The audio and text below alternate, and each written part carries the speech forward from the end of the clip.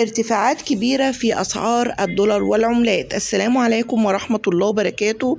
متابعين ومشاهدين الكرام، أهلا وسهلا بحضراتكم.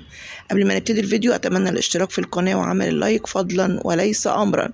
وإليكم الأسعار، حيث سجل الجنيه الاسترليني 69.65 قرش للشراء، 71.50 قرش للبيع. يورو 59.45 قرش للشراء، 61.45 قرش للبيع. درهم إماراتي 15 جنيه للشراء، 15 جنيه 55 قرش للبيع. دينار كويتي 173.50 قرش للشراء، 180.50 قرش للبيع. ريال قطري 14.42 قرش للشراء، 14.65 قرش للبيع. ريال سعودي 14.50 قرش للشراء، 14.80 قرش للبيع.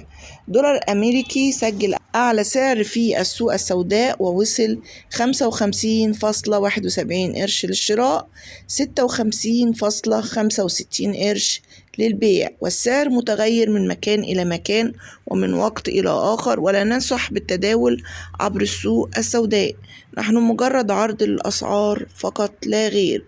وأشوفكم في فيديو جديد عن أسعار الدولار والعملات، والسلام عليكم ورحمة الله وبركاته.